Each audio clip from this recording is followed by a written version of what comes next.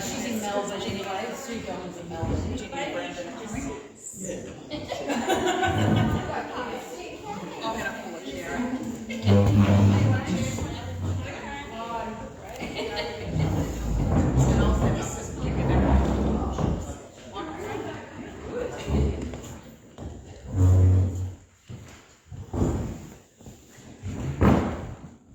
Hello everybody. Oh, I don't know if I need this, but we'll do it because we are live streaming onto our Facebook page so that the community from Barkstead right down to Blackwood and Kamida can sort of have a listen in, when they can, because some people couldn't get here. My name is Cherie Graham. I'm the Emergency Manager at Moorabool Shire Council. Thank you for coming tonight, and a really big thank you to Dr. Rob Gordon for coming up. He's wonderful to listen to, so I'm sure everyone will get something out of this. And I'll just hand over to our Deputy Mayor, Councillor Tonya Dudzik, who will introduce Dr. Rob.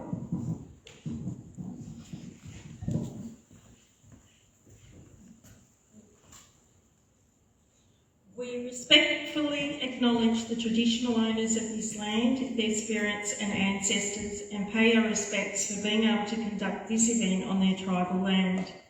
Welcome everyone. Thank you to the Committee of Management for supplying the venue, to community members and the organisation and representatives in attendance tonight, including Dr. Rob Gordon, Department of Families, Fairness and Housing, Central Highlands Rural Health, Council staff who have done an amazing job. So thank you very much, Cherie, and all your team over many, many months, as well as the storm recovery team members. I'd now like to introduce Dr. Robert Gordon. Dr. Robert Gordon, PhD, is a clinical psychologist and a consultant for the Victorian Department of Families, Fairness and Housing, Education and Training, Bushfire Recovery and Red Cross Emergency Services. So he has a lot of experience in this area, and we're very lucky to have him come and talk with us. He has worked with people and communities after traumatic events for over 30 years, which is an awful long time, throughout Australia and New Zealand, such as the 1983 Ash Wednesday and 2009 Black Saturday and Black Summer 2020 bushfires, Cyclones Larry and Yasi, the 2011 floods in Victoria and Queensland, the Christchurch earthquake, along with events such as the Port Arthur shootings, the Victoria recovery from Bali bombings, 2004 Boxing Day tsunami, and many smaller events. Dr. Gordon has assisted the residents of Moorabool Shire most recently after the devastating Scottsburn fires, and has now returned once again to assist everyone through the trauma of the recent storm events. So please welcome Dr. Gordon. Thank you very much.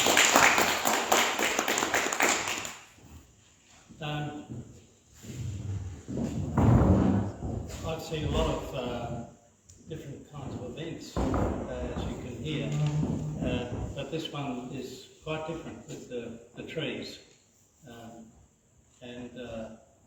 I think this is going to be a very different sort of recovery because of the physical problem. But I understand that the problem of the trees doesn't fit into the government arrangements for disasters. And we often get an event that exposes inexperience, if you like, in the organisation. It hasn't happened before. And then, of course, it takes actually the government a long time to work out how to deal with it because they're constrained by legislation, all sorts of things. And of course, as soon as you get that problem with some kind of physical feature of the disaster, it causes enormous problems for you guys, the community members. Both working your way through a bureaucracy that hasn't actually been able to decide how it's going to deal with it yet, perhaps, doesn't know what it can and can't do. There are all these problems. They're very familiar problems in disasters.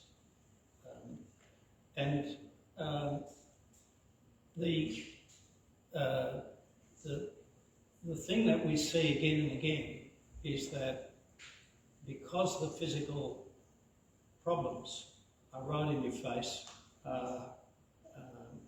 preventing you from getting on with normal life, that's the focus.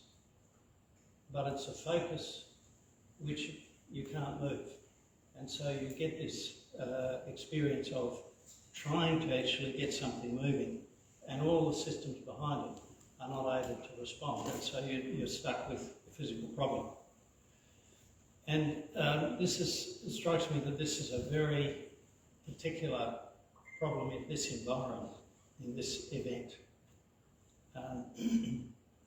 Now, I'm a consultant to all these departments, but I don't work for them. Right? I send them a bill and hopefully they'll pay me. But I'm not a public servant. But I've worked alongside the governments for all this time. And they always take a long time to do things. I think in Victoria we've got a government that has been able to learn a lot of lessons because of our regular disasters. And we had this big Ash Wednesday experience which suddenly enabled Victoria to sort of realise that there was such a thing as recovery, and a whole lot of things started which, when I've gone to other states, they haven't had that big event. Some of them have, but the ones that haven't had the big events have not learned those lessons. You've got to go through it to really work out how to organise it. But they always take a long time, and the expectations that people have don't fit what actually happens. And when your expectations don't fit what happens, you've got frustration. And frustration turns into anger and despair and the feelings that you're not supported and a whole lot of other things. Because now I'm not a physical recovery person. I'm a psychological and social recovery person. And my message really tonight is that what will determine how you are 10 years after this event is not how quickly the trees will be dealt with. We can say, I can tell you from experience, without knowing anything about the governments, they're not going to be dealt with quickly. It's going to take a long time. Any kind of recovery takes years. And one of the problems is that most people don't have much to do with governments in their pre-disaster life, do we? We actually pride ourselves as having as little as we possibly can to do with governments, other than pay our taxes when they finally catch up with us. We have a wish to not be involved. Therefore, we don't know how they work. People who have been involved, who've had to be on Centrelink or any other government engagement, they have a sense of how the big machine grinds away slowly. Their expectations are different. And it's this mismatch between people who are inexperienced in having government services and then comparing that with what they've done for themselves in their ordinary lives, or contracted in people to get jobs done and so on. And so there's this tremendous tension between expectations and what happens. And once you get that tension, the emotion is generated if we're not careful. And what I want to emphasise to you is that how you are in 10 years is not going to be whether it took 2 years or 8.5 years to remove the trees, or whatever they're going to do with them. It's going to be how you live your life during this period. Right? How you hang on to your quality of life. Because if you get out the other end and you've been angry and frustrated and exhausted and unhappy for 10 years, then there'll be a lot of things that have gone wrong in your life that don't have to do with trees, but to do with your mental state, right? And therefore, I think a major task for recovery is to refocus away from the trees onto what's really irreplaceable in your life and take care of that. And then deal with the physical problems as you can. And I'm going to tell you the story of the man whose family I worked with after Ash Wednesday, because I was part of a Royal Children's Hospital team working in the Masson area. I went to the Masson area for 4 years after Ash Wednesday. And early on, I spent a bit of time with his family, a man and his wife with 2 kids, 2 boys, young boys. The boys were quite traumatised, and we just had a few sessions and they were okay. 5 years later, the husband looked me up in the phone book and contacted me in my private practice and made an appointment. And he told me the following story. He said, my wife was out with the girls. It was a Wednesday night, Ash Wednesday. And she'd made this date with her friends, and he was looking after the kids. And he described how it was a bad night. He looked out the front door and everything was all right. He looked out the back door. He saw some smoke a long way away. Then he looked out the front door again, and there was a spot fire just past his fence. And he looked out the front door, and the whole, the other side was on fire. And he just managed to grab the kids out of bed, throw them in the car and drive away. And that's all he ever managed to retrieve. So now he built this lovely house on a few acres with some horses and things out of mud bricks. It was the 1980s, remember? And a few days later he comes back and he's sifting through the ruins of his house. And his neighbour, who also built his house, comes and lost his, comes across and says, I'm sorry you lost your house, I lost mine too, what are you going to do? And he says, I'm cutting this short of course, he said, oh, I'm going to rebuild, what else can I do? And so his neighbour says, well, I'll help you. And he says, thanks very much. So for the next 6 months, the two of them spent every waking minute that they weren't earning their living at their jobs up on the block building his house. And they got it to lock up at 6 months. Now you imagine, he's totally and utterly exhausted from this 6 months of, every waking minute he's either in his job or up on the block. And so his neighbour comes across and says, congratulations, I'm glad you're in. I'm going to start my house now.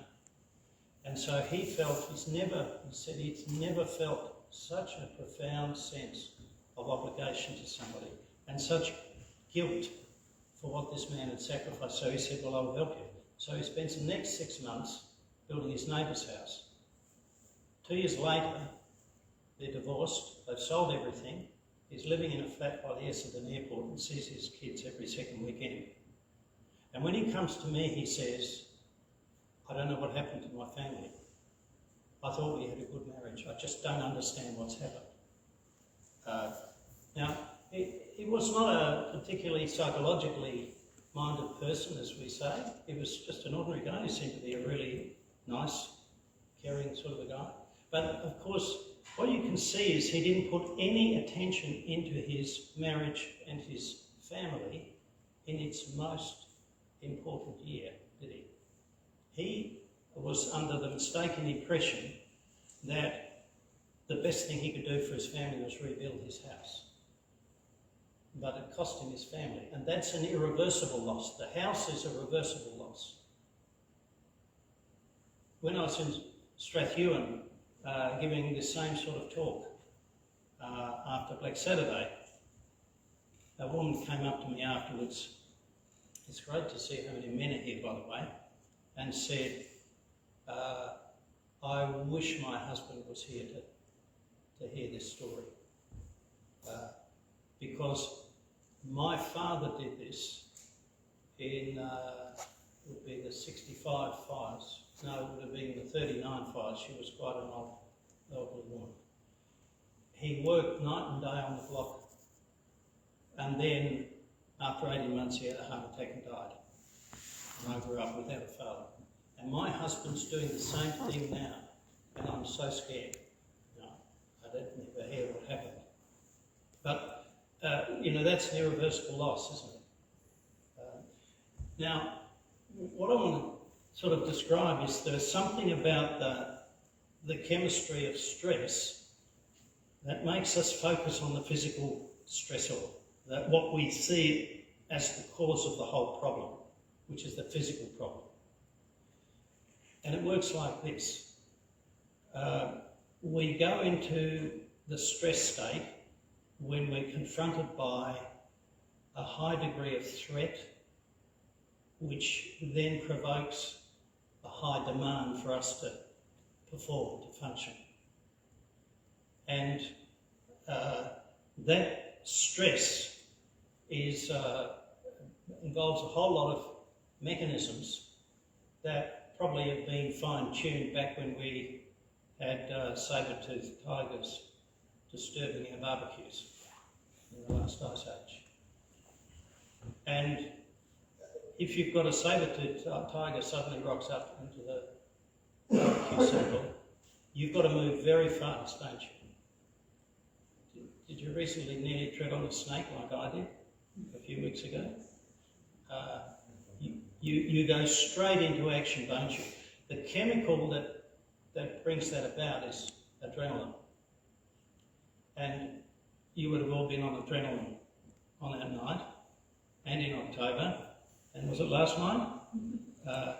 Every time the same circumstances are produced, the tendency is to go back, because that adrenaline brings very primitive parts of our brain into the foreground, parts that are very quick, because you don't have to go through 10,000 nerve connections, you just go through half a dozen, and that's what you need if you're troubling a snake.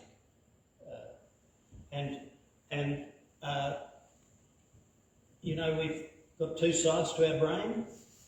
The right side is the, you know, is said to be the imaginative one, where you think in pictures. That's going to be handy if you've trodden on a snake, or you've got a charging bull, or a tree's about to fall on you. You don't need to philosophise about the tree, you need to know exactly where's it going to go and where do I need to jump. It's a sensory motor task, we say. Senses and action. And there's very big connections between this right frontal lobe and the emotion system and the action system. On the left-hand side, we've got language and thinking and concepts and plans and strategies and priorities. Because you can't get any of that unless you actually have got language and words and reasoning and logic, right? So as long as you're in the right-hand side of your brain, you're on to quick and dirty. I can see it, I need it done. There are the trees, someone should move them. Why won't they move them? And I know how frustrating it is. Telstra, I've decided to cancel one of the two phone lines into my rooms. It's got nothing to do with disasters, by the way. When, with the pandemic, you know, they were hardly being used, so I said, cancel, keep my line that's on my letterhead and everything, but cancel the other one. No one much is using it. So then we go into lockdown, and about a month ago, I go back to my rooms and find out they've cancelled my line, haven't they? Now, I've actually spent, I think I'm up to 5 hours on the phone and 8 phone calls to try and get a new landline. But they keep thinking I'm wanting the NBN. I've already got the NBN. They can't. So I had a phone on the way up here, and you know, you can feel the adrenaline, the rage coming up. Do I have to go through this again? He's supposed to come tomorrow. I think I'm going to have someone who's going to rock up and install the NBN. Anyway, I won't burden you with my problems, but you know, I know this rage, you see, so I've got to talk to myself, don't I? Talk to myself. The right-hand side needs to talk to the left-hand. Calm down, Rob. They don't know what's going on in that call centre, wherever they are. You'll just have to calm down and go through it step by step. But you see, as soon as you get frustrated, the adrenaline gets in, doesn't it? Because you don't just need a storm for adrenaline, you need anything that blocks what you're trying to do to reduce the pressure. Will actually backfill and put you back in that state. And so what we see there is people who are in and out of this adrenaline state.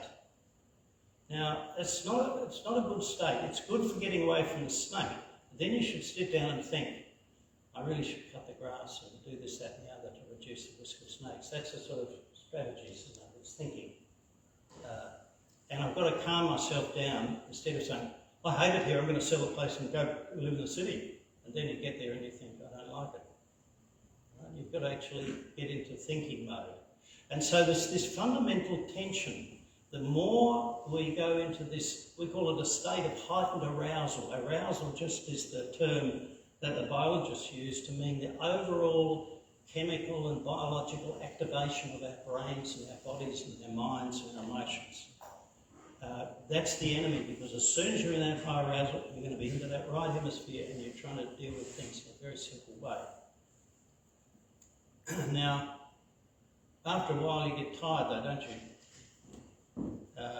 You can't stay in adrenaline all the time because it's tedious, and you've got a different sort of problem. The adrenaline problem is activated when a primitive part of our brain identifies, I've got a huge problem, if I don't do something straight away it's going to get a lot worse, so I must act now. That triggers the adrenaline response.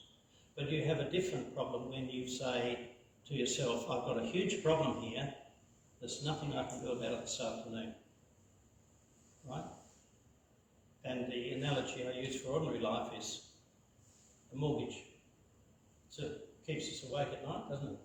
But there's nothing we can do about it this afternoon except stay at work until knock-off time and come back tomorrow at 9 o'clock and stay till 5 and do that for 25 years.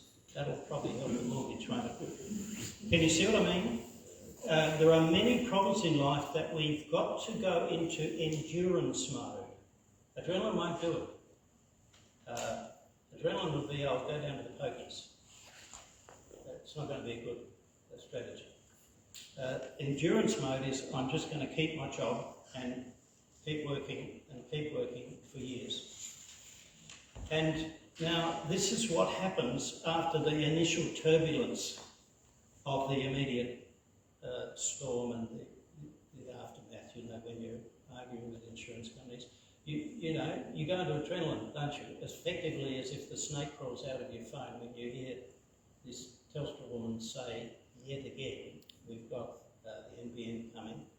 I must say that, yeah, I won't talk about that. So you realise you've got this huge task which you can't quite see your way clear, and you've got multiple dimensions of it. And that endurance mode is different from the high energy emergency mode with adrenaline. It doesn't mean we just go into the visual side of it. We can think, we can plan, but it's like there's a different chemistry. There's the chemistry of cortisol. And that's what is the chemistry that allows us to endure and keep going. It conserves and takes care and just keeps persisting. And in that state, and you will probably all recognise this when I say, in that state you can do anything that is automatic, routine and familiar. But you can't innovate, you can't be creative, you can't tackle things that you haven't dealt with before. It's just too hard. You know, it's that state of mind when you know there's a really important phone call I should make today, but I just can't make it. It's just too hard. I can't deal with it. When you're confronted with a complicated problem and you just can't think your way through it. I did some work after the Lockyer Valley floods in Queensland. And I gave one of these talks. Red Cross organised it. And the Red Cross rang me up a few weeks later and said, I've had a bit of feedback from your talk. Oh, that's interesting, I said, expecting someone to say how helpful it was. He said he didn't like it at all. He didn't get anything he needed. Now, I sort of feel a bit obliged to provide after-sales service. So I said, well, you know, if you give me his number, I'll give him a call. You know, so I gave him a call. And this poor old guy, now, he'd only ever wanted to have a farm. That's all he ever wanted in his life. And he worked several jobs and he bought this farm. And he loved it. It was the happiest place for him. And the flood comes and trashes the whole place. And he said he was in a state of mind where he felt ashamed of his farm. In fact, he encouraged his wife to live in the town and his adult kids to live in the town. He didn't like them to come because it was part of his identity, wasn't it, this farm? But he said, he described how his days went. He felt down. He'd been working incredibly hard. He'd get up in the morning and he'd think, you know, I really should prepare this paddock. And he'd go out and start tinkering with his tractor to set it up. And then he realised he needed a spanner. And he'd go into the shed. And there he'd notice on the shed a sort of half-dismantled water pump that he'd been working on the day before. And he'd say, oh, that's right, I was halfway through that. And then he'd get drawn into the water pump. He'd start fiddling around with the water pump. He's forgotten the tractor. And then as he's working on the water pump, he has to go and get something from another shed, and he's got some other job there. He said he literally went from one thing to another, just getting distracted and involved because he had so many tasks to do that he couldn't hold. Is this familiar? It happens to me, you know, at my desk. You know, it happens to me with my emails. I'm trawling through my emails looking for an email from Cherie. I can't remember what she asked me for, but I know she wants it tomorrow.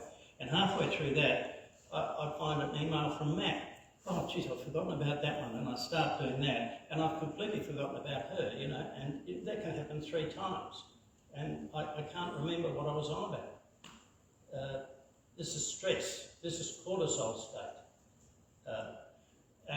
So it's a sort of a narrow focus, and things come in and fade out. He would say at the end of the day, he would finally remember he was in the middle of setting up his tractor, and then he would feel such a failure.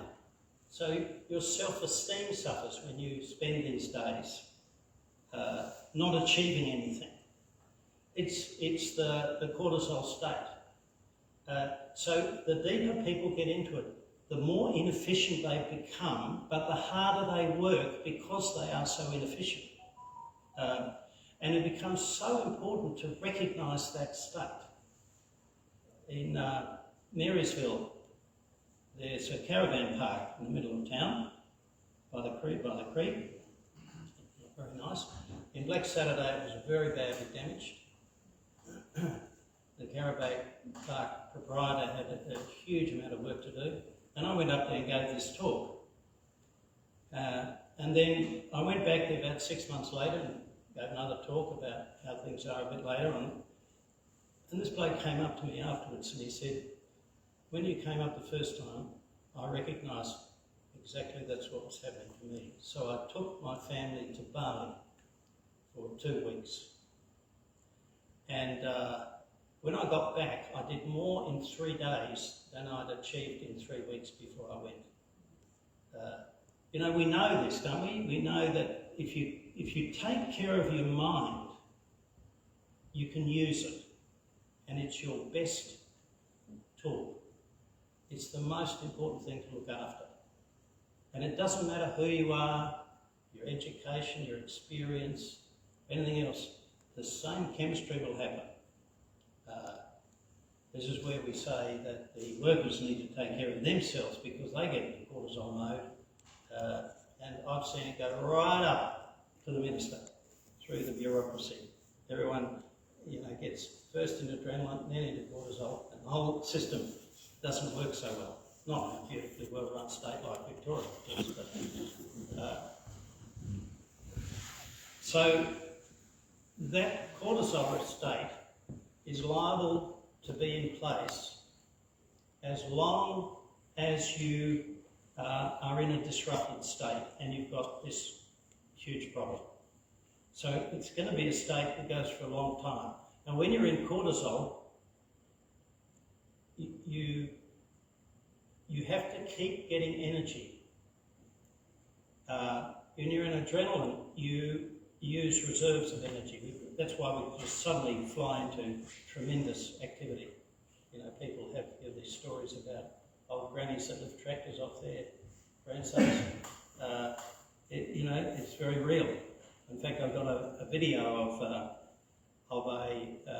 he's quite a big Maori man in Christchurch, and this video shows him, I think there's people under the rubble, and he picks up this lump of concrete that's sort of like this, by this, by this.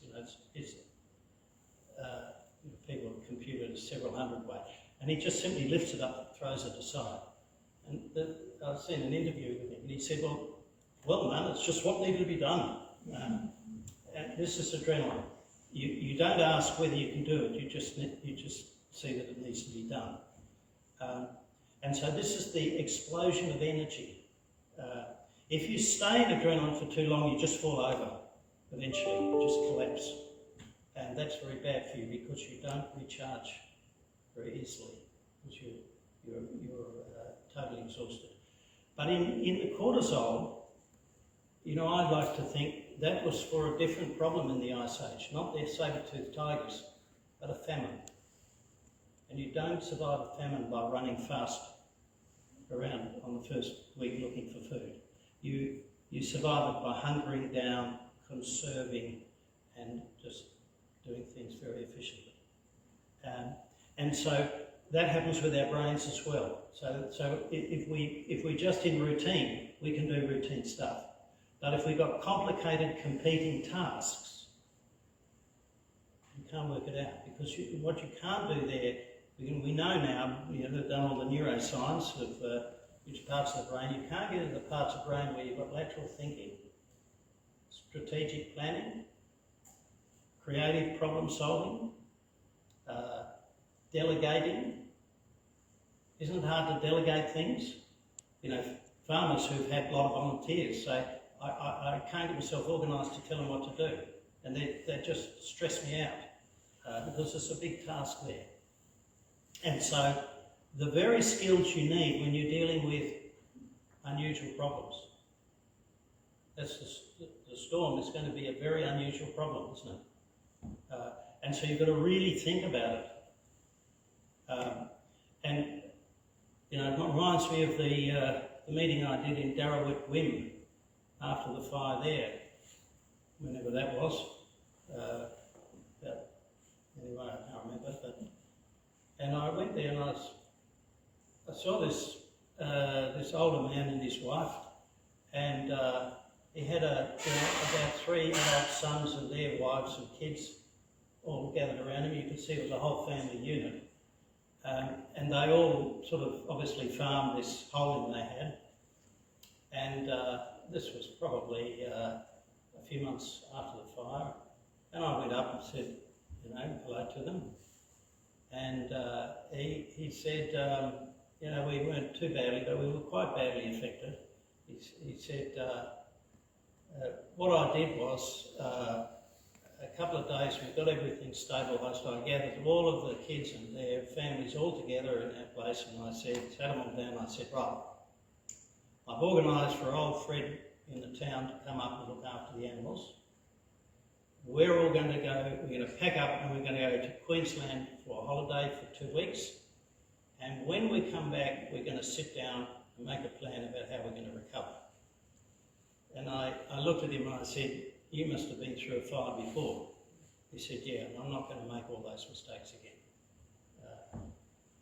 You know, farmers will often say, a couple of years later when they look back, a lot of the work they exhausted themselves doing in the first 6 months was inefficient, poorly planned, and often had to be redone because it wasn't thought about in a strategic enough way, because it becomes apparent that they can't continue to farm the way they were before. They've got to change things for some period of time. And so they've got to really stop and think about it. I've had people tell me they've rebuilt, and then when they move into the house, they realise all of these creative things they could have had, and they just didn't think of it. So they didn't get their brains into the state of saying, what kind of house would I like? They were in the state of, I've got to better build a house quickly. So these are all stories about the cortisol. I live in the Yarra Valley, and a colleague of mine was running a support group after Black Saturday for people who are really struggling. And at one stage there was a fellow who would come along and he'd sit down in the group and he'd look around and he said, I've had a terrible month. I've been in the corduroy zone all month. And they'd all say, oh, the corduroy zone isn't shocking, you can't get anything done. And she was sort of trying to work out what is it. She eventually realised this is sort of their garbled version of Rob Gordon's cortisol state. But it had gone through I don't know whether any of them had even come to my lecture, but it sort of goes through the community. But it's a concept, isn't it? It's a concept to actually name a state that you've got to actually get out of. That's when you're in it, you've got to get out of it before you start trying to do anything. Otherwise, you're going to run around and dither is the term I use, dither, like this poor old Blocky Valley guy. You know what I realised eventually? Had I think 3 or 4 conversations with him, and I tried to say helpful things to him, and I didn't feel as though I was being effective at all. And then almost the last time he said, I've realised what the problem was. Geez, I'm glad that makes me feel better. The problem was that it's a flat piece of land and it's got a beautiful view to the horizon, to the western horizon. He used to like to sit on his veranda and watch the sun go down. It's flat as a pancake. And his neighbour, there's a small waterway that goes between him and his neighbour. And he was, sometime after the flood, he was going to go and have a bit of a holiday. And just before he went, his neighbour said, you don't mind if I build a bit of a levee bank around my house, do you? And he said, no, go for your life. When he came back, he found this guy had got all his mates together and they brought in all earth moving and they built a levee bank along the entire boundary along the creek, which meant he's now going to get the entire water from the creek. And he, of course, rang up every bureaucrat north of the Murray and tried to get something done and couldn't. So he's had that frustration. And that's really what demoralised him. This sense of powerlessness. Once he realised that, he realised he had to accept that. And now he started to actually focus on his farm. And he kept, when I spoke to him, said, I've had a good day, I've done this and I've done that, and I'm starting to get going, and I think it's going to be all right. And another couple of phone calls and he was on the way. So somehow he understood and accepted and then worked within a situation that he couldn't change. And probably went back to loving his farm.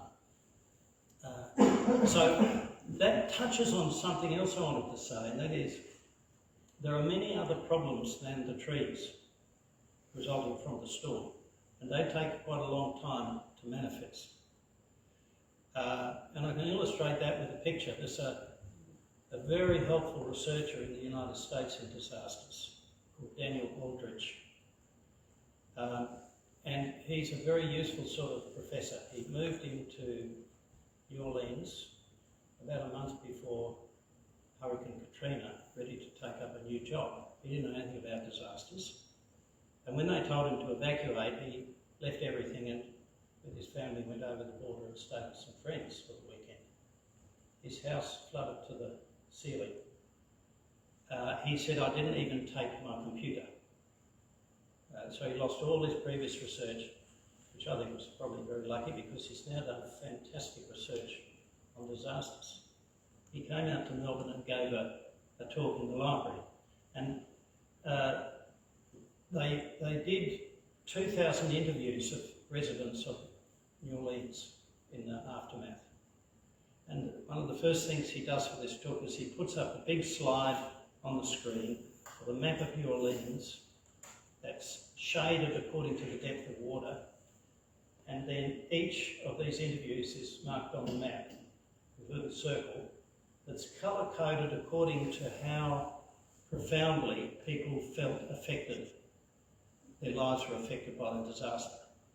This was maybe a couple of years later. And he starts off the talk by saying, what's the relationship between the depth of water and the degree of effect on people's lives? And everyone looks and looks and looks and looks and looks, and finally someone says, there's no relationship. He said, that's right, there's no relationship. There's no relationship between the physical feature of the disaster and how people's lives are disrupted. Our lives are too complicated. And we've certainly seen this in fires. People who've got lose their house, they're well insured, a few years, and with a bit of luck, and builders, they've got it all up and going again. It's a very significant loss for them. But the other people who have a long period of separation from their loved ones, been shown by research in Melbourne University that any degree of separation, not knowing whether your loved ones are alive or dead, is a really big predictor of poorer mental health down the track, even 5 years later. So separation, economic impacts don't go exactly along the lines of the physical impact, and so on. So I think it's a really important thing when we think of the whole community here. And if we're in adrenaline mode, we're thinking about trees. But actually, there are massive social system repercussions of this event. And if we think, if you go back to Daniel Aldrich's research, and he's researched, compared all of the recovery of all of the local government areas up and down the coast of Japan after the Fukushima tsunami and the East Asian tsunami, and what comes out again and again is that the most reliable predictor of the speed and completeness and successfulness of recovery is not how much money is spent or how much political influence people have, but the simple measure of how much social capital there is. That's his term for how connected everyone is and able to use each other's knowledge and skills and support and help each other, so that you don't have this feeling that you get when you're trying to get things going in the government and it's not happening and you think, I'm totally alone. It's this sense of, as a community, we're holding together and doing. Communities that do that recover very well. Communities that don't have a very long and difficult recovery. Now, I just want to sort of open up for questions, but I want to just talk about a couple of other things before I do. Because I think that there are three major hazards, threats, problems after disasters. Now, I like to say every disaster is completely unique and every disaster is exactly the same. Right? The circumstances are unique, but the human experience, there are certain fundamentals. The adrenaline is the same, the cortisol is the same, and the other issues I'm about to talk about, I think, can be seen in any disaster at all. And that is that the three basic problems are trauma, which is the bad experience you have on the night of the fire, or the flood, or the storm, or whatever. the threat to your life or the life of your loved ones. Loss, whatever the loss is, and it often takes people quite a long time to really understand what they've lost. And the third one is the one that took me longest to understand, is the disruption to our lifestyle. I want to say a couple of words about each of these. So the word trauma means wound or injury in Greek. Right? So trauma medicine is taking care of people who've been in car accidents or sort of violent injuries of some sort, as opposed to having heart attacks and so on. It's an injury. So a psychological trauma is a psychological injury. And what that means is it's damaged, first of all, my ability to come to terms with it and recover from it. And the way it does that is to impact on taken for granted assumptions I had about life beforehand. Now, we make assumptions about life based on what happens every day. It's always the same. And once something is repeated the same every day, you don't need to pay any attention. It becomes an expectation and an assumption. And we know that actually you don't pay attention to them. You process the assumptions at a primitive level of the brain, deep down. Right? Whereas if somebody unusual walks in the door, everyone will turn around and look and say, who's this person? We don't know who this is. You're asking questions of yourself. Now, I can illustrate the way assumptions work by saying, by asking you, did any of you give the slightest thought as to whether this would hold up in an earthquake before you came this evening? Did anyone think about that? Why not? You've had a pretty shattering experience. Why wouldn't you have an earthquake as well? We did about a month ago, Okay. but it was only minor. That's right. Because we don't have them here significantly, do we? So your assumptions assume that you don't need to be aware of earthquakes, right? You don't know you've got that assumption, do you? Because it's assumed. That's what an assumption is. It's an assumption or an expectation I have about the world, myself, other people, that has been built up by experience, and I don't know it's there. And a trauma is when that's shattered. So if in 10 minutes, at the back end of the hall falls down an earthquake, and we all have a really bad experience, we're unlikely to go into a nice rural hall again without thinking about whether it's been... Is it earthquake code? Sometimes we have a planner in the room who can tell us from local government whether it's... Yeah. Right? So we just don't know how it would go. Can you see what I mean? It's humorous, but now you wouldn't have had assumptions about storms like, would you? A big tree's just been blown over like... We were just talking before about how we look at trees differently. Different. From So, how we ever did before. yeah. And they're dangerous, aren't they? Yeah. Dangerous. Whereas those big messmates, they're symbols of stability and security, aren't they? And you see how shallow the rooting is, and they fall over. Right? Now, the trauma is the damage to assumptions. Now, what assumptions do is they render the world predictable and safe. And that, we say in psychology, binds anxiety. I don't need to worry about it because I know how it is. It's all okay. As soon as I suddenly realise maybe it's not going to be okay, the instinctive response is to become anxious. That stirs me up and gets me ready for whatever. But it hasn't happened yet, so I don't know what to do, but I'm really uncomfortable. Right? Now, so this is the trauma reaction. You have an event, it shatters certain assumptions.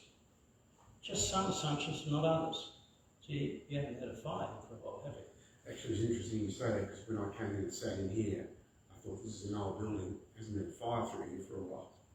This is a very old building that's still standing. I wouldn't have thought that. Yeah, yeah. So now you know, I like to illustrate that. I've got two clients I see, I'm finished with one of them, but who are traumatised. One is from a shooting event at his workplace. Now, if he's in a coffee shop and someone drops a coffee cup, he goes into a state of being ready to be shot. And that's a very unpleasant, disturbing state. So it's like, you know, when you have those injuries where you twist your ankle and then you keep twisting it. So every time he does that, he opens the old wound because he's back there. That's post-traumatic stress. The other is a woman who was waiting at a crossing to go into the shopping centre and have lunch with her father. And a deranged driver did a right angle turn as they took off from the lights and rammed into the traffic light beside her, and it fell on her neck, knocked her out. Luckily for her, the GP was standing beside her going for his lunch, so he clamped his hands around her neck until the ambulance arrived. And probably because of that, she's not a quadriplegic. Very traumatic event. Now, she couldn't even permit her husband to drive through that intersection for a number of years. And she took the view, can you understand how she'd think this? That it's irresponsible to walk down the footpath of a 4-lane road with your kids. It's just far too dangerous. Now, she's somebody who I'd done quite a bit of work with before, and she's a psychologist, so she understands the theory. I said, what you really need to do is, because she doesn't react to coffee cups dropping, and my coffee cup man doesn't feel in the slightest bit worried about traffic, right? So the anxiety of trauma is not objective. It's totally focused around my experience, and it's preventing me from a realistic assessment of things because it keeps opening the wound. I said, what you need to do is you need to take a deck chair, because I've got a 4-lane road in front of my place. You'd sit there for all day if possible and watch the traffic going past. Everyone just obeying the speed limit, you know, keeping the right distance. And she turned pale at the very thought. I said, don't say that, don't say I don't want to do that. I said, yeah, but that's what you would have to do to rebuild your assumptions. You know, we have the assumption that cars will stay in their own lane. So she's had to rebuild that slowly and methodically by exposing herself. And so what's going to happen is you have a wind event that is completely... do they have a figure, or is it 1 in whatever? I haven't heard a figure. No, I haven't either. But, you know, they talk about a 1 in 100 year flood, which doesn't mean... Well, it was a Category 1 cyclone strength. Yeah. And there's never been a wind that strong in Victoria. Yeah. Cyclonic winds 120 kilometres Yeah. an hour. Yeah. They never happen. So can you see that what you've got to do is you've got to tie the traumatic experience to that situation. And if you react to every wind, I mean, you've got the problem of weakened trees falling over and so on, but in principle, if you keep reopening the wound every time you have a strong wind, you're going to live a very uncomfortable and stressed life. That's post-traumatic stress. You're not in recovery. You keep going back into that alarm. So it becomes really important to understand that as soon as you have that threat happen, you go back into that adrenaline mode. You're in this part of your brain just looping between emotion and sound and so on. And what you've got to do is bring this side of your brain. You've got to talk to yourself, which means you've got to be much more aware of the weather map. Become a bit of a meteorologist and be able to distinguish between a dangerous wind and a not dangerous wind. Like the Christchurch people, they had, what was it, 6,000 or 30,000, anyway, lots and lots and lots of aftershocks.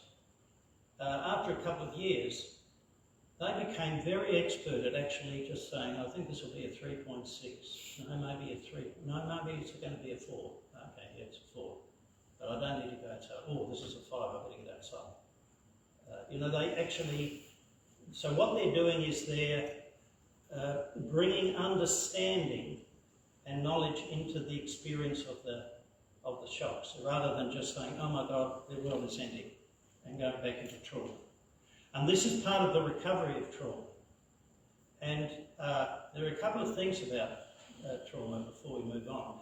First is the trauma may be about what actually happens to you.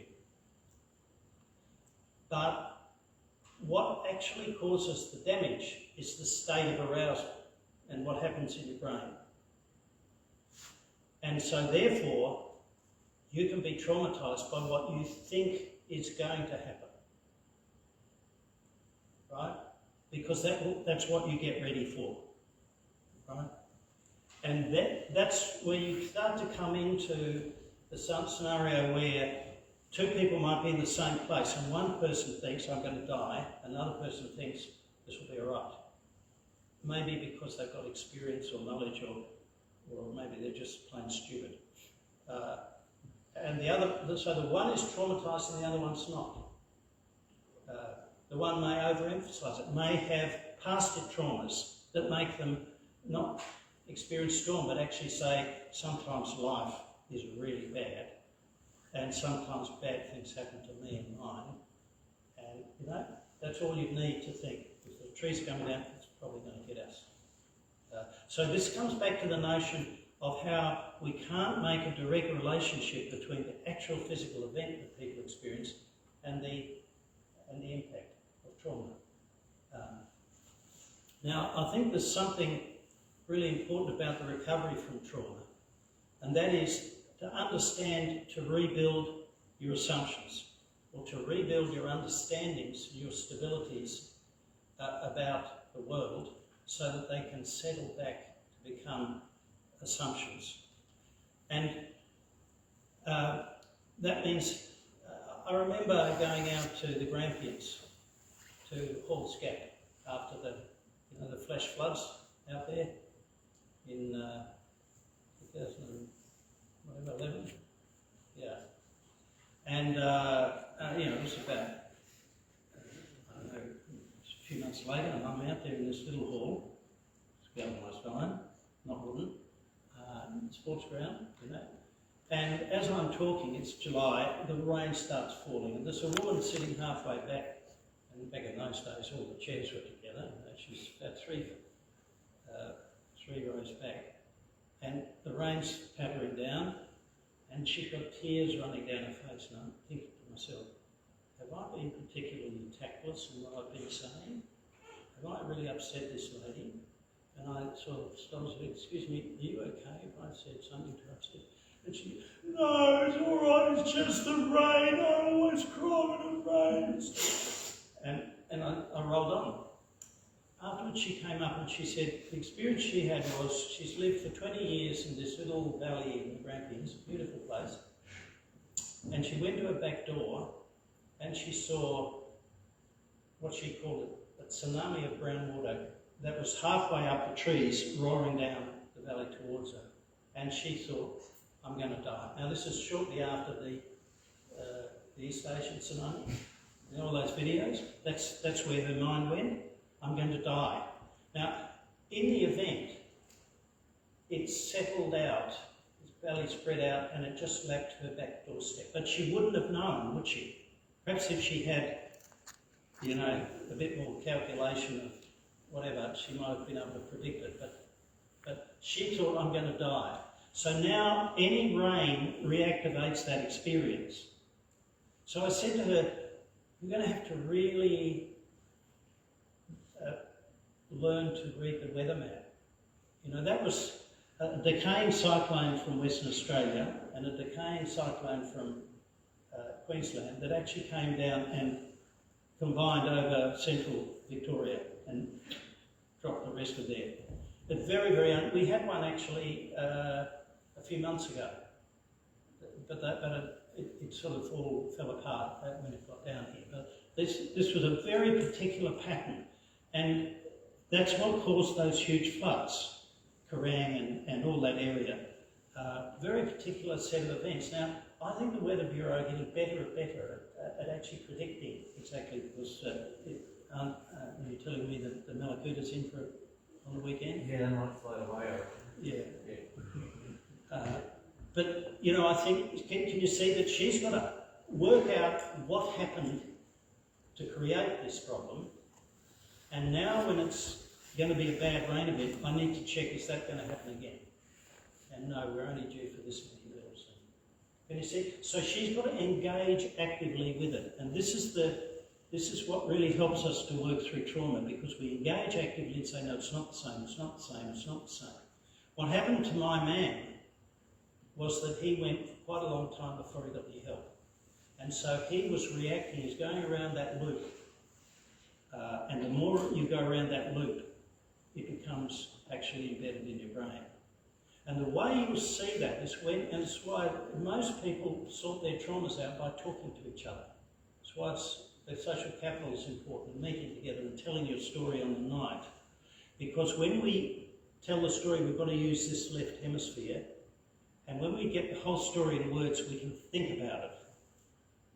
If we've just got it looping here, we just relive it. And it's thinking about it, it's telling the story, making the narrative. Now, what you'll notice when people tell their story about a traumatic event, they'll invariably tell a story up to the moment of greatest danger. And if you're listening carefully, you'll see they'll keep talking, but they don't go on with the story. They leave, I call it, they rupture the narrative and go into emotions. Often they will get angry at whoever hasn't done something. In fires, they'll get angry at the CFA. CFA should have had a truck here. I've been giving them $100 for 20 years. Why wouldn't, you know? They should have done more burning off. All sorts of things, because there's this huge arousals looking for an outlet.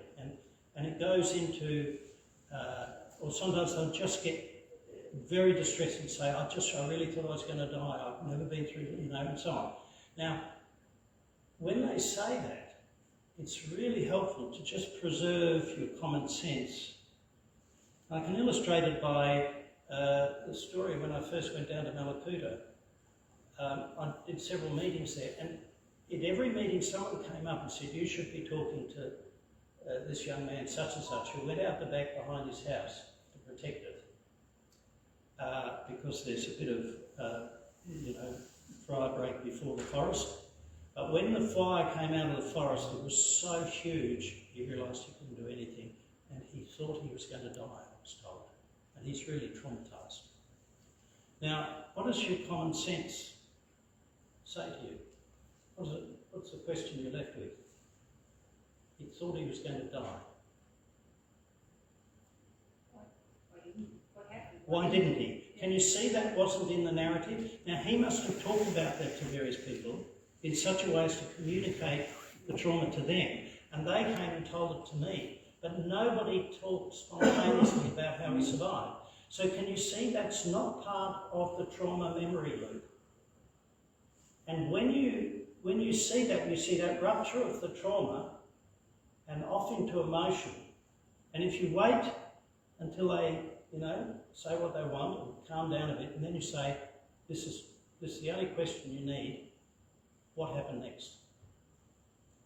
If you actually go in as a well-meaning counsellor and say, that must have been terrible, I'm so sorry you had such a bad emotional experience, and start counselling their emotions, can you see that you're consolidating the emotional reaction to what they thought was going to happen? And you're consolidating that as the trauma and completely leaving aside whatever he did to save himself. If he thought he was going to die and didn't, he probably did something, didn't he? And what we need to say is what happened next, and what happened next, and keep it going until he's safe. And then look for what, did he just stand there like a stunned mullet and somebody came and grabbed him and took him away? I don't think so. He had CFA training. He must have done things. And if you ask the person what happened next, you'll see they've got to go somewhere else in their mind and look in a different memory system. You'll see them go, oh, that's right, I went behind the house, or I turned the hose on, or I did this, or I did that. Oh, good for you. You saved yourself. Oh, I suppose I did. And you can say to them, every time you remember anything that triggers you, you remember how you kept yourself safe. And in your case, some of you have said you had trees that might have fallen, but they didn't. You know, it just happened to be the other way. Well, lucky. So probably in the next few months you're going to do something to reduce the chance of that happening again, aren't you? And that's what needs to be linked. And so then you're starting to incorporate the trauma into a changed perspective of the world. And as people talk about it, and you can help each other by just carrying the story through. Don't get sidetracked because they start shedding a few tears or get upset. Just keep them talking about what happened until you get through to safety again. And that's the loop they need to go. I thought I was going to die, but I did things to save myself. And I learned something really important, and I'm a survivor. Right? Now, many people who are capable don't deal with their trauma until they've got the leisure. Right? You put it aside and get on with what you have to do. If you're very traumatised, you can't, and you really need to get some help early on. And there are services available, which somebody's going to talk about. And I think it's so important that people actually get that help early and it becomes preventive rather than therapeutic. You know, you start the processing in the right way. But there was a big study in the US, you know, they have plenty of trauma over there, don't they? And they did this huge study across the whole country. They found the average time in which people come forward for help with their trauma is 12 years after the event. And, you know, if they've struggled to try and contain this for 12 years, it's probably had bad effects on their life. Now, what I notice with disasters, that many people in a disaster don't have a really bad experience with it, but it's traumatic enough to remind them of other traumas they haven't dealt with. And often what they need is a bit of help with those earlier traumas, which may or may not have been disaster-type traumas, car accidents or all sorts of things. But I think one of the things that healthy people do, and psychologists don't know much about healthy people because we don't see them, you know, we just have dinner with them and talk about football. But what healthy people do is they have a capacity to put it aside and get on with what their responsibilities demand. And that's all this stuff. And so if you look at the Beyond Bushfires research, it shows a kind of a curve like this of the number of people coming forward. And there's often an increase around about the 6-month mark, so usually initially people need some help for their trauma and so on. Then it tails off, then about 6 months, and then about the anniversary, and then about 6 months after that. And I think that 6 months is when people start to get really tired. And when you get tired, you can't hold it, and you start having nightmares and remembering things, or just feeling bad. And then, of course, at the anniversary, you get the same weather conditions, and it brings it all back. So there are various dynamics. When they actually follow through carefully, if you just take the statistics of the services, you get that curve. But when you really follow through, you'll find that different people are coming forward. That the people who came forward at 6 months are not the people who came forward at 12 months. The 12 months people have held it for 12 months. The 6 months they're ready for it. So people have their own timing, and that's to do with who they are and what else is going on in their life. Because after all, we didn't have completely perfect lives beforehand, did we? We had all sorts of problems. And so it's so important, I think, that as part of this building of the community, that there's this tolerance and suspending judgment, and understanding that people have all sorts of timings. Now, I'll just say very briefly 2 things about the loss. The way we resolve loss is by grief. The grief process, being sad, helps us to accept something that's unchangeable and gone, even if it's a lifestyle and nature and so on. That's where rituals of grief are helpful, and communities engaging in rituals themselves. Therefore I think it's important that there's an understanding, and I think non-Indigenous people have an attachment to country too, but we don't have a language for it like Indigenous people do. And I think there'll be a lot of grief about the natural environment. And I'd suggest, often the artists and so on will be helpful in actually thinking about how to give expression to that. And grief takes energy, and we need support. And you're only going to be able to get it from each other, because people who didn't experience the storm won't get it. You find that already? They don't understand it. They don't understand why it doesn't go away. And so it's so important. This, COVID's been a problem for the community to get together and support each other. And the third point is this issue of disruption, the disruption of the patterns of life, because they're a stability. And if you look at it, the reason we develop routines and patterns is to express values, what's important to us. And if we're not careful, our lives lose their structure. And then we lose values, we lose intimacy because we don't make time to be together. We lose recreational opportunities, we lose social networks, we lose all sorts of things like the person I described in the beginning. And this loss of the quality of life, it can be an irreversible loss if we don't realise. And so this means addressing the quality of life, addressing the stress state, and I've got a very simple recipe for doing that. There are books full of stress management, and I urge you to read them all. They've always got little interesting ideas, but I think the guts of it is pleasure and leisure. Because pleasure, enjoyment, satisfaction, sense of achievement, all those positive emotions nourish us and restore energy in the system that is used up by the cortisol. Enjoyment. Depression is a cortisol state. Grief is a cortisol state. Worry about a sick family member is a cortisol state. They're big problems you can't do anything about today. So enjoyment feeds those deep wells of energy that are being drained. And leisure means you set aside time where you don't have to do anything. You will not do any work, you won't read Telstra, you won't do any emails. It's leisure time. And then you will be confronted by the painful problem, what the hell will I do then? I'm too restless, I've got too much. No, you've got to take Sunday afternoon off. Because what you then realise is you've lost the relationship to yourself. That's what stress does. It takes all of the energy and attention that we normally have focused on maintaining ourselves and puts it out on the problem. That's why we can do more.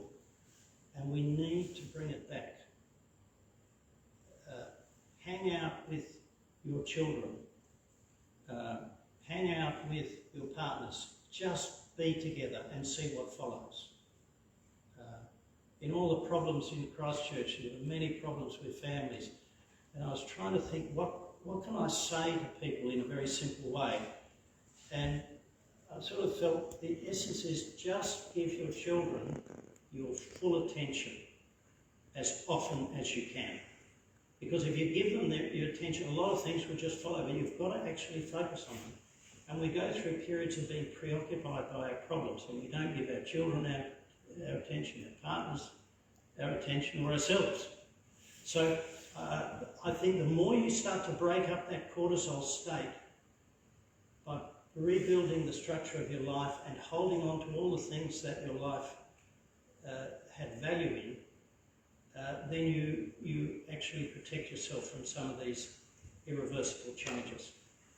And then you just slowly tackle the physical problems as you can, while you hold together the important things. Look, I'm sorry I've gone a bit bit over my time, but I wonder if anyone's got any questions or thoughts.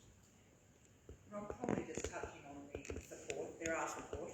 You can reach out to any of the storm team. We've got referrals into Central Highland Rural Health, and we've also got Red Cross are out on the ground doing outreach, and they're up around the Coinjibora to Barkstead area this week, and BCC are doing Blackwood. Sorry, can't hear me. BCC are coming out through Blackwood over the next week, so they've got. They're just talking to people, checking on everyone. If you need referrals, they can give us your details, and it's just a confidential referral. Someone will contact you from Central Highlands Rural Health. So council doesn't get involved or anything like that. But yeah, they'll be out around the Blackwood area this week, or just ring our number, which is on contact details. So anything for the storm recovery team.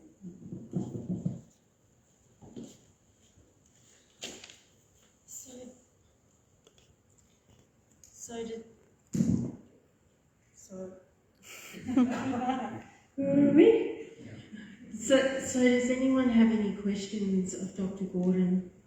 On your role, please. I suppose, Rob, we were in a situation, as was, I don't think that's fine, we're in a situation where they keep happening, these storms keep happening, yes. but then we're also in COVID as yes. well, and where you can't necessarily go and see your family, but so I suppose it's about finding the little enjoyments Yes. and leisure experiences that it Yes. has other challenges. COVID, it's been very obvious with bushfire affected communities that COVID has completely stalled the natural recovery process by the lockdowns. But you're right, I think, instead of sort of feeling frustrated, we've got to ask, in the circumstances, what can I do that I can enjoy? I think, I was saying really in lockdown, in any stress situation, it's so healthy, I think, to have a little project that's running along that you can just do a bit of, like a knitting project or gardening or a woodworking or something that you can just spend even 10 minutes on, and you get this sense, I'm doing something, I enjoy this, I'm achieving something. But we've got to actually put the energy into thinking about it. And then, just keeping whatever contact we can with each other. Particularly in the community that's affected. I'd just like to say something, Dr. Rob. Just on the tree thing, even this, I was just saying to everyone tonight that as much as this morning, a tree fell over and then next doors, and I'm in a big whopping tree fell over next doors, and so you're trying to get your head around what's happened in June with the unstable situation of obviously all the trees at the moment. So there is an underlying worry about any winds coming up at the moment, especially all the rain. So I just say one thing, that getting with the council, getting everyone together and stuff, and getting somebody like you in, and all that, got your barbecues that we've been to, that we've met other councillors, and you are able to vent your spleen to the Telstra man because of the stuff that doesn't work and the other things. So yeah, that is helpful in this current situation. Yes. Is keeping up the council, like you say, all the services and things coming in because it's still happening. Yes. Yeah. Yes. So it's important, this sort of that's stuff. Right. And so this tree issue is so interesting because the trees are weakened, the rain loosens the ground, and so you've got an event that hasn't finished yet. No. But then that means, how do you build in your sense of confidence and security around that, which means, unlike the woman in Paul's Gap who had to understand rainfall, you're going to have to understand the behaviour of trees and wind, Yes. aren't you? You're going to have to become experts. It's not even wind. Coming back from that smart game one tree almost come down over Green Hill from Gully. You probably saw it coming up. And then there's another tree opposite from the, I don't know if it was Tracy's place. Yeah. But it was so close to only a little tree. I thought, God, you know, that could just come down here. Yes. And that is a sort of ongoing, that's something that I hear from people all the time. That Yes. One of the problems was that the first storm pushed the trees in the opposite direction to what they're used to. Second storm pushed them back again, so they're just completely weakened. Yes. And then we've had all the rain on top of that, so they're weakened again. Yes. Can I just say something as well for everybody? Brendan's taking photos for Blackwood Times, so if anybody doesn't want to be in the photo, please let us know so that we can Photoshop you out or something like that. If anyone wants the microphone, please yell out. See, it strikes me that a very useful thing is perhaps to get arborists to talk about trees. Any knowledge you have about trees.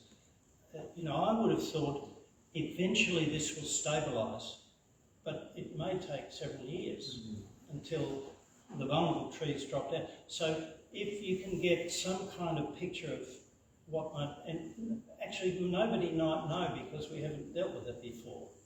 But I said to somebody earlier on, it's very different from the Queensland cyclones where the trees, to my observation, when I've been there, don't get blown over, they get stripped bare completely.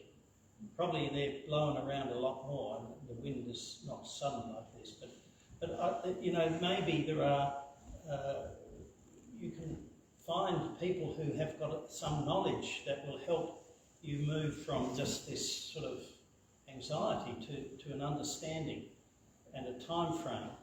Because if you know it's going to take a few years, like we know that after a bushfire it will take a few years, but then everything will start growing again. Actually, it's so reassuring when the epicormic growth comes out within a few months.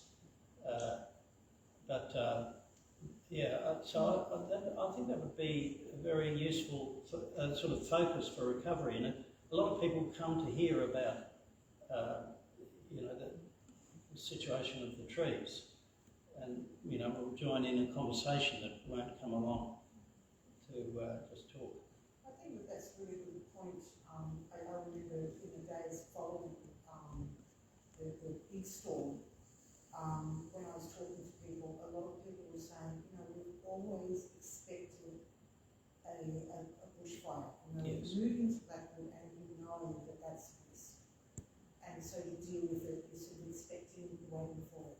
And we've also seen the images of post-bushfire where it's all black and then suddenly that lovely luscious green comes Yes. on. And that's so quick after a fire. And I think that one of the things that I've heard people talking about is it's just getting browner and it's getting, you know, as the foliage that came down is dying off, it's getting browner and the stripping, all of the trees are different colours now because the bark has just got stripped off it. And it is a thing that you talk about, you know, nature. I think everybody who's moved into Blackwood has moved into Blackwood precisely for our bush. Yes. And we've just seen it be And this devastating. becomes grief, doesn't it? Mm. Grief of the environment you loved. Maybe a small thing that we could do as a community is celebrate the small things, the small new growth of nature. Like I know Kat Moser, for example, beautiful things that her and the deers post on a regular basis, the beauty of the wildflowers, that next thing, that, you know, like starting to focus on those sorts of things, and maybe we could harness that a little bit more as a strategy, you know, in your own properties, posting what you find, what you see, you know. Like Saturday in Strathhuon, the fire burned so hot on the sort of uphill runs on those hills on the Kinglake escarpment that there was absolutely no regrowth of any sort for several years. There was no epicormic growth they just felt it would never regenerate. What you got instead was algae growing on the ground because it was quite damp. But the algae was, if you can imagine, the hillside has got great streaks of lime green interspersed with streaks of magenta. Completely alien colours to the Australian bush. It looked, I always thought it looked like something out of Mordor. You know, a terribly disturbing landscape. And so what they did was they actually got, somebody had a contact with a botanist at Melbourne University who actually took them on walks and actually pointed to the very minute evidence of the regeneration. He described how the trees would actually regenerate. That sometimes they wouldn't grow off the stem, they'd come out of the roots and so on. And he gave them a sense of the time frame. So, you know, we've got to protect our emotions. So this sense of despair, that like everything's brown, there's no life anywhere, will it ever come? We need to replace that with left hemisphere knowledge of it's actually going to take this long, and this is how it's going to happen, and so on. And that means, you know, getting people to come and talk about things, natural things. Have the artists too celebrating, and helps you move beyond this constant encounter with the here and now.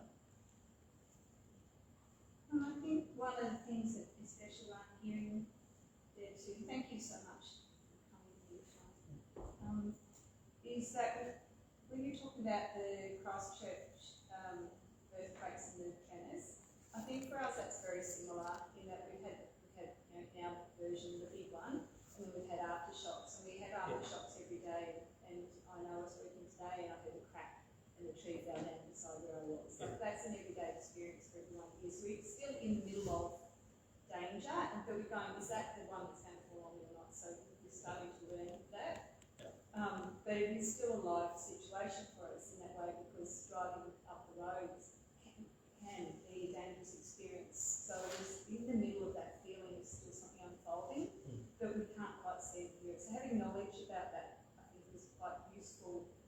We have, on top of that, that sense of grief that you're describing, which is the loss and trying to understand what the colours look like, what the forest looks like, and be reminded, as all those other places will be.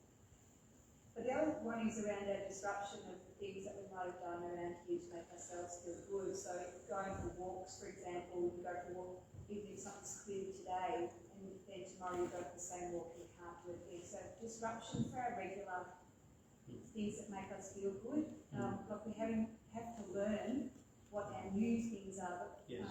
If we, our way often many people is actually to go out wandering or to go out, and most of those people don't feel safe to do that. So there's a lot of learning we've got to do about how to do that. And this is a great community for it. I'm sure that we club together work it through, but have the lack of knowledge that that we have, even as educated tree people, about the situation, and in the sense of it being an environmental disaster, like having people, whoever must be out there in the world is an expert in it, say, well, when this has happened somewhere else, this was what happened. 10 years later, the bald patches in the forest grew back or not. Seeking that kind of information, and it's hard to know really for our storytelling recovery. So that's very blurred. No, I think that's right, and I think probably by activating some networks, we'll be able to find people who can. Think of a couple of people I could ask when I get back, that might be able to help you. We can help back in the other way because we are experiencing it, and we can actually feed back in for other communities who might have it later on. So Yes. we can go away from it. Yes. I think I'm a little bit concerned, for people who might not want to reach out to those services, and whether or not there is enough advertising of the services and what they can actually offer. You guys are always telling us what is available, but it's not everybody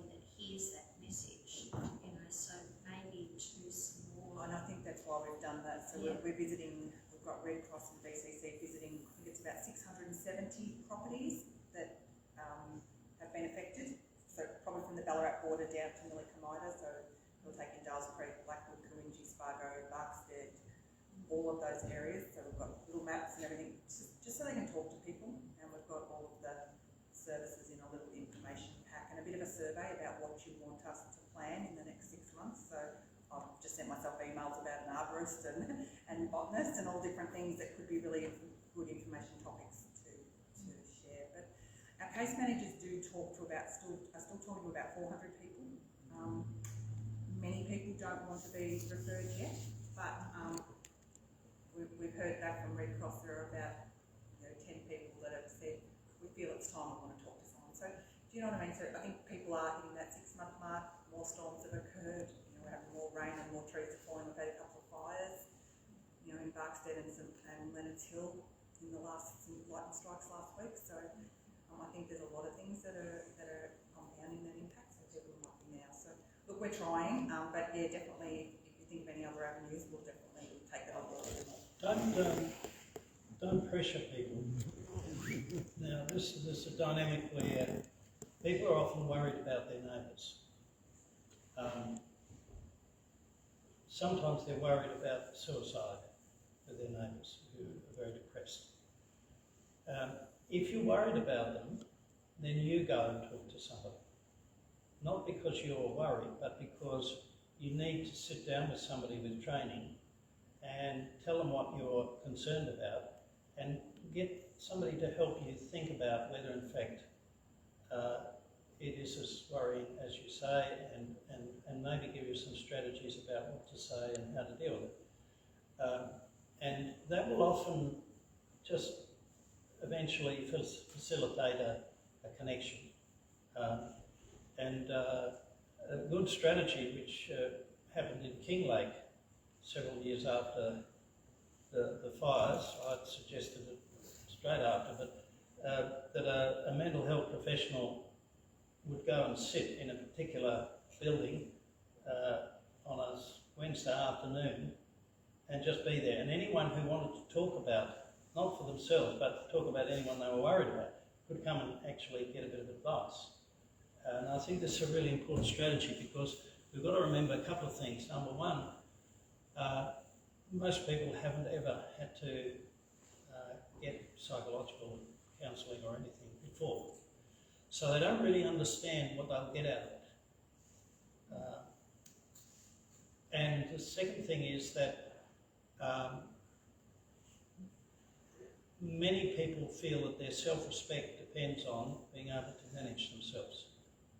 And they need time to actually finally accept that perhaps they do need to get some advice. And the other thing we can do is we don't need to put it always in terms of counselling. We can say, the way I like to say it is, if your recovery is stalled and you don't feel you're moving through, there'll be a reason why it's stalled. And with sitting down with someone with training, they will probably be able to help you identify what's the snag and help you develop a strategy to move it ahead. And that way you don't use this nebulous word counselling that is normally associated with people with mental health problems, but we're actually often talking about mentally healthy people who are really stressed or traumatised or grieving or something of that sort. So there's I think there's a different way of talking about it than just saying here's the number. And in that way, I think these opportunities for people to come together and just swap notes and pass on what they learned, really valuable.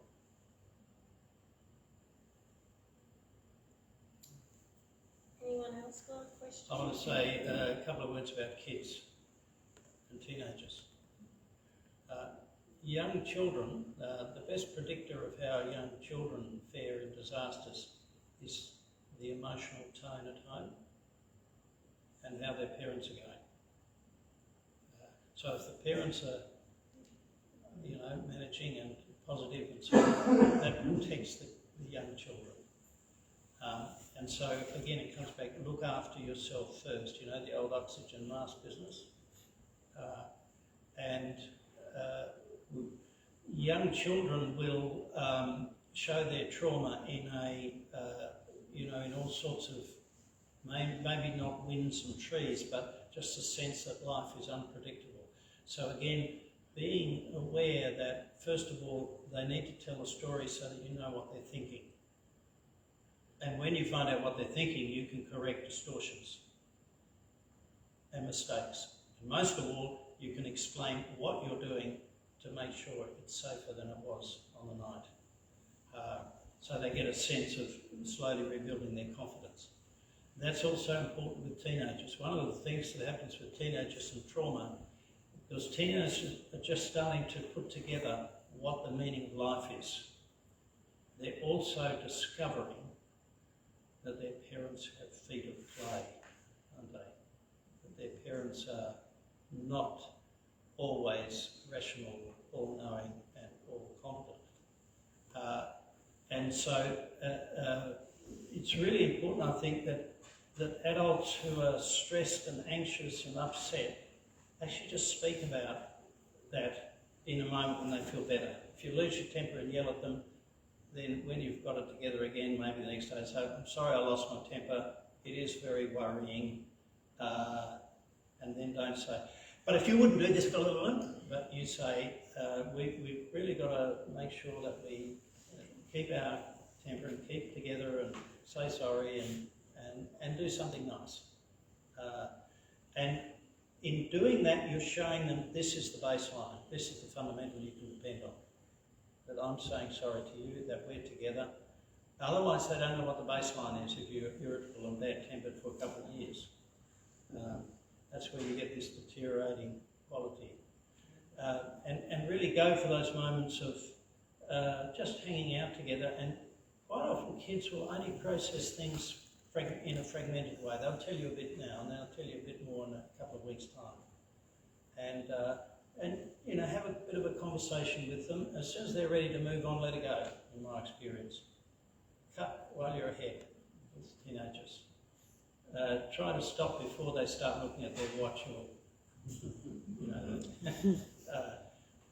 they'll process it, but not in a nice, rational, logical way as we would. But I think what we've got to look out for with the teenagers is this, the sort of pessimism. What's the point of thinking about the future? I was down in Malakuta and kids were saying, why do we have to learn maths? We don't know if we're going to be here next week. This sense of loss of this sort of picture of life. So I think that's where paying attention to the ordinary things, and, going for a trip to Ballarat and, getting them interested in a museum or something, so that the rest of the world is still out there. That's something we could spend time on another occasion perhaps, but there is, I think, there's quite a lot of information around about how to talk to children that have their own reactions. I was going to say, I think music's the best medicine. Sorry? Music. And Yes. yoga. Yes. It's the best medicine. So Yeah. if anyone wants to do yoga, the best for distress. One yoga. Yeah. So that's in line with pleasure and leisure, isn't it? They're enjoyable and it's relaxing. And Barbara's advice was to me to take each day as it comes. Yeah. I said, so what's the message in all of this? Just take each day as it comes. Yeah. Okay. All right. Yeah. Just like you come here today. Yeah. So we're just going to be grateful that we're still here to tell us the story. Yeah. Okay, well, thank you, Dr. Rob. Thank you so much for coming here to try and help our Blackwood and greater region communities. And I hope that everyone has found your talk helpful and that we all learn that leisure and pleasure is important and to take care of our family and our friends, and that's more important than anything else, really. So thank you.